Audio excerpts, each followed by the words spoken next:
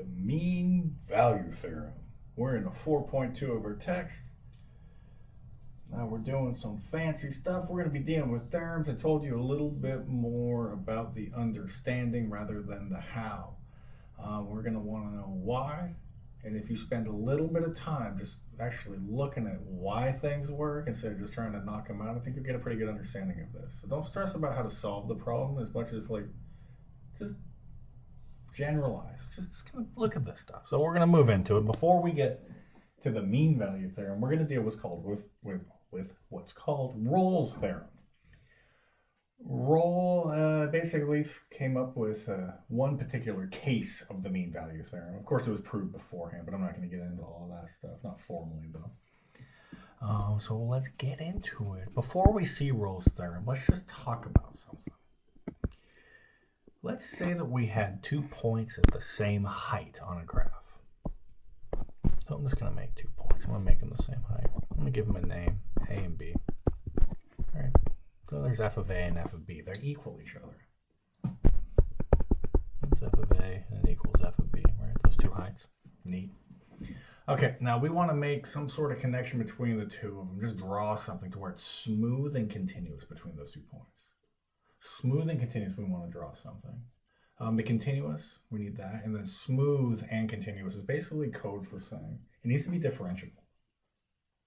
For something to be differentiable, it needs to be both smooth and continuous with no sharp corners, cusps, or kinks, no discontinuities. And if we have that handled, we got ourselves something that's going to be differentiable. Of course, no vertical lines as well, but that wouldn't be a function. Whatever, we're going to keep going here. So smooth and continuous between the points. Now we want to attempt to draw this scenario, but we don't want to let f prime c equal 0. What do I mean by f prime c? Just some sort of number in between. So nowhere in between do we want the derivative to equal 0. So no peaks or valleys in between. So maybe you look at this and you're like, haha, watch this. I'll just draw a straight line. Well, now what we're saying is in between a and b, the derivative for any c, any value. Actually, shit, I don't even need to write c. I can write x. It's just freaking true because it's a flat damn line, huh? So we just showed that, shit, that didn't work. Well, maybe we'll try something else. Maybe we'll put the point here and a point here. A and B. All right, well, let's go up here and do... crap. We actually just created 2 of them. 2 places where the derivative equals 0. 2 different spots. Peaks and valleys. Now, what we've done, if you could come up with something, I would be ecstatic. Hook it up. Let me know. We're going to go make some money out of this because this is a theorem that's been proven for quite a while, and it's called Rolle's theorem. Even before he formalized it, people knew. Shoot.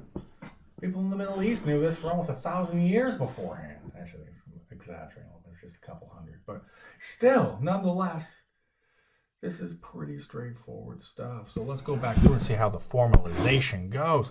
So Rolle's theorem is based on these 3 hypotheses being true. Otherwise, we can't make the last statement. So you got to cover your ass. You got to make sure these 3 things are handled, and then we can make our last statement. Because if you don't make sure the 3 things are handled, you are talking nonsense. So let's start off that we need this to be continuous on a closed interval. Right? There was our 2 dots back up here. Closed frickin' interval, and it was continuous. Sweet. We need f to be differentiable on the open interval because we don't give a shit about the endpoints. The endpoints don't need to be differentiable.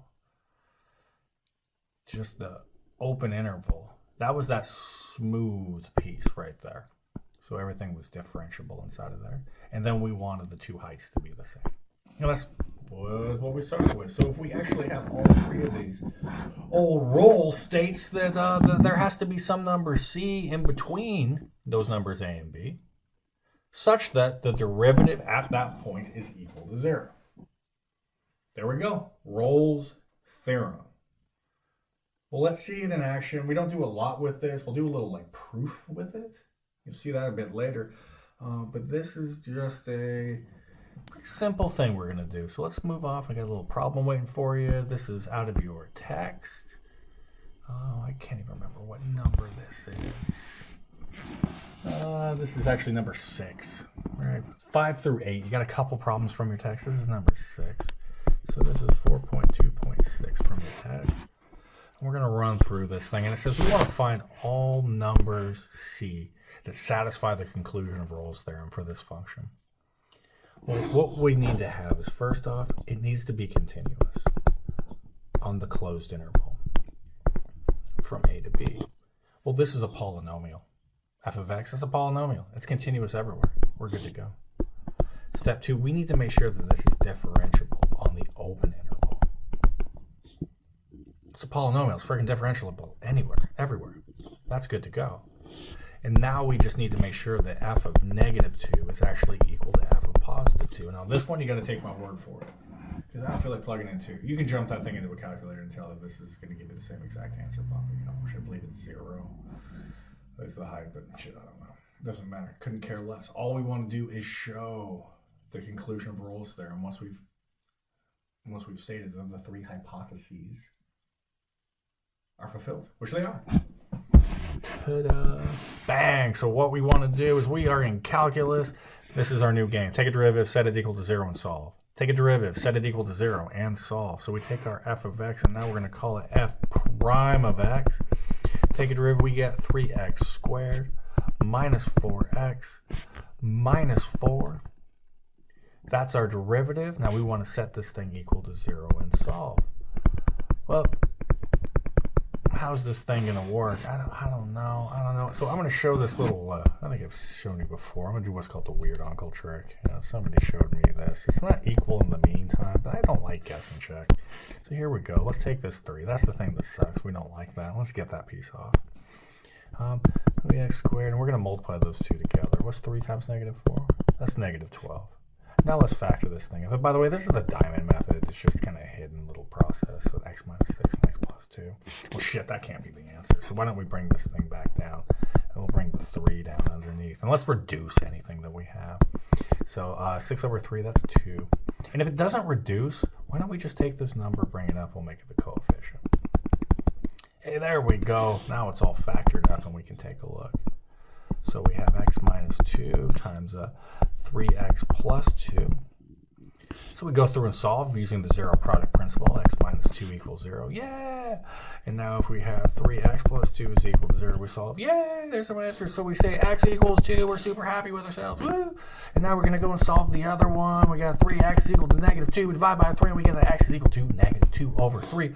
Hooray! We found our values, right? Well, we found our value, but we didn't find our values. We're not going to take x equals 2. That's not going to be one of our solutions. But we are going to take x equals -2/3. The reason being is Rolle's theorem states that we're going to find some value of c, some value in the open interval. It needs to be in the open interval, not the closed interval. It's true. Don't get me wrong, but that's not the one we're looking for. So our value of c is equal to -2 over 3, because -2 over 3 is absolutely within this interval. So we've just used Rolle's theorem to show, or we just found all the numbers c that satisfy the conclusions of Rolle's theorem. We found it because it's within the interval, in the open interval, not the closed. That's a little trick down there, so careful with those endpoints.